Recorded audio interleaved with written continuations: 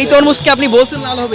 100% লাল মিষ্টি। কিভাবে বললেন আপনি, মানে বুঝলেন কিভাবে? আমি অনেক বছর ধরে বিক্রি করি, আমার একটা অভিজ্ঞতা হয়ে গেছে। এর কোন আসলে গুপ্ত কোনো বিদ্যা আছে কিনা তরমুজ বোঝার? কিছু নাই। আপনি যে তরমুজটা নিলেন হাতে করে, কি দেখে নিলেন এবং কি বুঝে নিলেন? এটা পাকা, এটা জাত ভালো।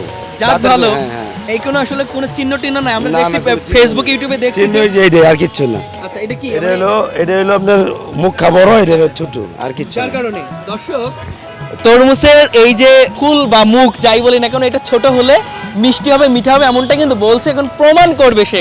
প্রমাণ কি করতে পারবে না দেও? 100%। দর্শক একটু দেখান, আপনাদেরকে দেখাই। এই দেন আমি কাটি। আপনারা কি মনে হচ্ছে? ভালো। প্রমাণ হবে কিন্তু, দর্শকরা কিন্তু ভিড় করছে এবং দর্শকরা বলছে যদি ভালোই হবে, মিঠা না হয় তাহলে কিন্তু খবর আছে।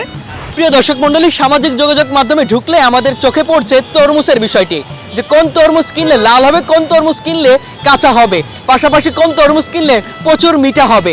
এই বিষয়টা কিন্তু সবারই এখন দেখছেন রিলসের মাধ্যমে বা ফেসবুকের ভিডিওর মধ্য দিয়ে।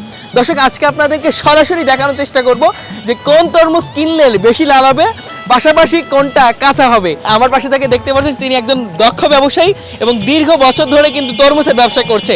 আমি প্রথমত বলবো আপনার নামটা কি বলবেন দর্শক? আচ্ছা, আমার নাম হলো মোহাম্মদ আসাদুল ইসলাম। আচ্ছা আসাদুল ভাই, আমাদের দর্শকরা জানতে যাচ্ছে যে কোন তরমুজ কিনলে বেশি লাল হবে, পাশাপাশি কোনটা কাঁচা হবে। আপনি আপনার ব্যাখ্যা সহকারে দিবেন আমাদেরকে, একটু বলবেন।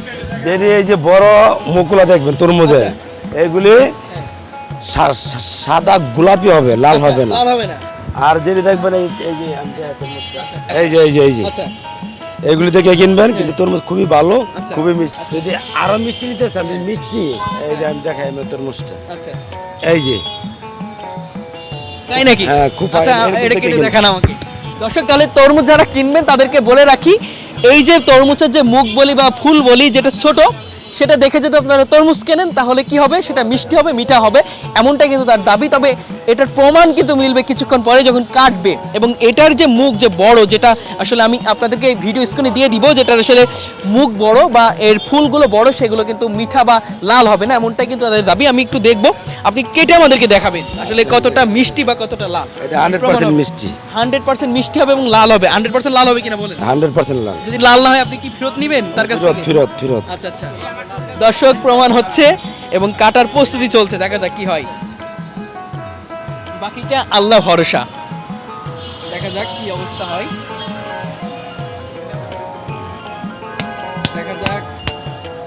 Oh my God, দর্শক আপনাদেরকে একটু দেখাই কি পরিমাণ লাল এবং কি পরিমাণ আসলে তরমুজের কালার, একটু দেখবেন। আসলে উনি প্রমাণ করলো যে তরমুজ আসলে দেখে চেনা যায়। ভাই আপনি এই গুপ্তবিদ্যা কিভাবে অর্জন করলেন বলুন তো?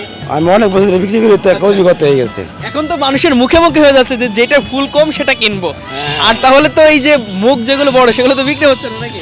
এটা কম বিক্রি হচ্ছে, আমি দিই না কারো। আচ্ছা, যারা তরমুজ কিনবে তাদের উদ্দেশ্যে আসলে কি বলবেন, কিভাবে কিনলে তারা তরমুজটা ভালো কিনতে পারবে? আয়া যদি দোকানদারকে বলে ভাই আমাকে একটা ভালো তরমুজ দেন, সেই দোকানদার কোনো সময় এই কাস্টমার কোনো সময় খারাপ দেবো না। অনেক সময় দেখি যে তরমুজ সাদা হয়ে যায়, মিষ্টি হয়ে যায়, সেক্ষেত্রে কি বলবেন? এটা এই যে আপনি এটা থেকে কিনবেন, এটা থেকে কিনবেন, আর আপনি এই যে এই বোড়া কিনবেন, এই বোড়া, এগুলো মিষ্টি হবে না? এগুলি মিষ্টি।